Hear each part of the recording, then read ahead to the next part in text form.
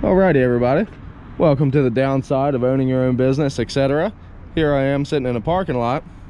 Got the service truck here, and I got my International, which most of you guys haven't seen. This truck stays busy hauling shingles and whatnot for a contractor. But anyway, the driver's side rear caliper busted, I guess, yesterday, and it's leaking brake fluid, so I can't drive it. I managed to limp it over to this parking lot and parked it for overnight. Now I'm back here tomorrow, and hopefully we can get under there, get it jacked up, got the caliper in the truck, and hopefully we'll get on the road today. Okay, so before I could even get started hardly, my little socket here cracked. I don't know if you can see that or not. So luckily there was a Harbor Freight close by. $50 later, got another cheap set, so maybe they'll work in a pinch. All I have is one lug nut left to loosen before I can jack it up. So let's go try it.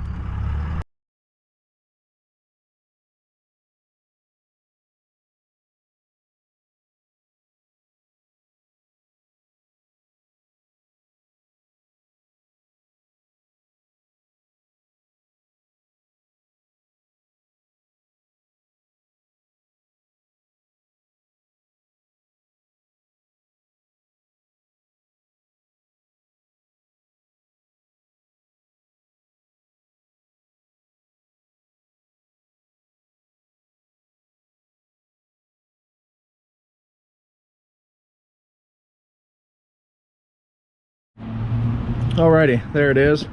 For anybody that doesn't know, these open wheels like this, not like a regular wheel with, you know, lug nuts.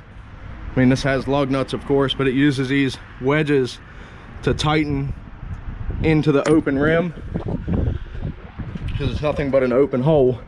So these aren't split rims or anything, they're way newer than that, but this is called an open wheel. And those little wedges get tight and stuck in there, and you really have to be careful as you're taking the lug nuts off. You always leave them with like 2 or 3 threads showing, and that way you see me tapping with the hammer to get the wedges loose. They bang off, and if you didn't have the lug nut on here, that wedge would come out and hit you, and normally your face and upper body's right in this general area when you're taking a lug nut off, etc. So be very careful if you ever have an open wheel like this and you're taking the wheel off. Always make sure to leave every lug nut with 2 or 3 threads showing. Tap the wedges with a hammer and bust them loose. You can see in that well, I don't know, maybe you can see, but in that fast forwarded clip when I was doing it, it did bang off pretty hard. So either way, enough of that. I noticed I said an etc in there, and some YouTube guy with a Irish name, I can't remember what it is, but he always notices that I says etc. So I say that because I hate when people just talk during their video like I'm doing now. So I try to cut it short with that. But anyway, we're gonna get this caliper off, and hopefully we can get it fixed and back on the road today. Okay, somehow I just messed up a 1.5-minute long description video here of what I was trying to do. So now I'm redoing it. So don't mind the reflection of my finger you can see in your top right. The GoPro has a protective lens over top of the actual lens, and I cracked the glass in that, so that's why you can see my finger once again, which is nice because the old GoPro I had only had the lens, and once you scratch that, you were SOL. But anyway, talk about SOL. We are SOL right now because here's what's left of the inner brake pad. It's nothing but the backing plate. There's no brake material left on there. It's supposed to look like this one, about a 1/2 inch thick there versus nothing.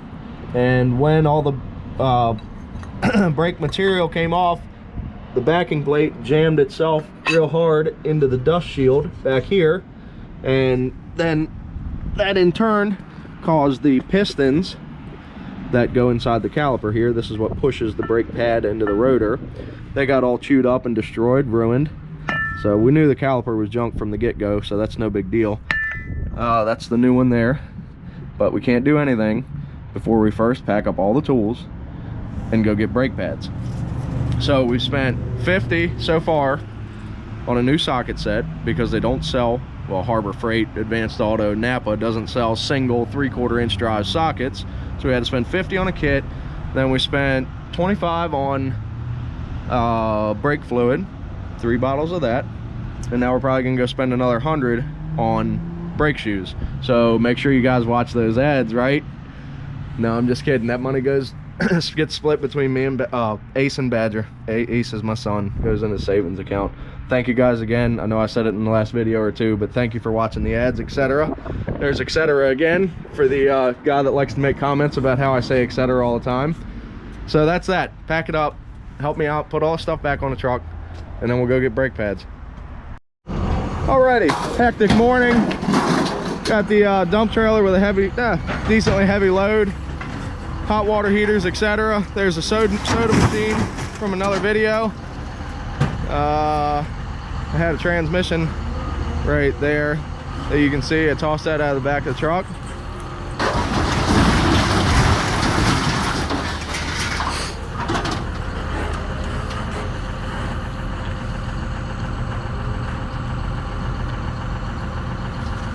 The dump on the trailer is really slow this morning for some reason.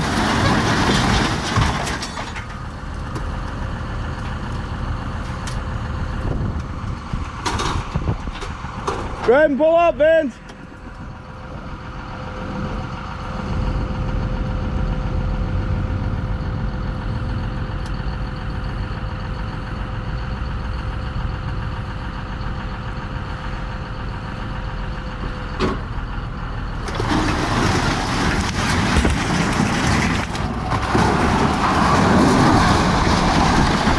Okay, wow, dusty mess.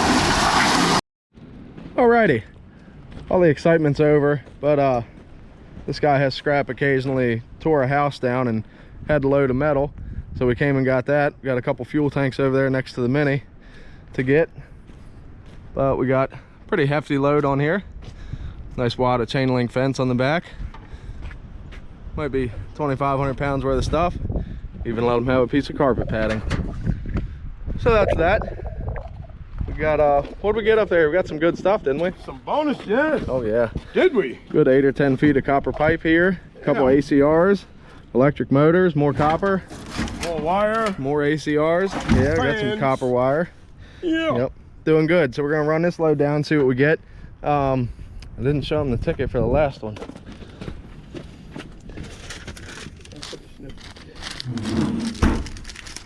Hold on. How do you pause this? No, scrap is way down, $4.50 per 100 pounds, but we had 2,880 pounds for 130 bucks.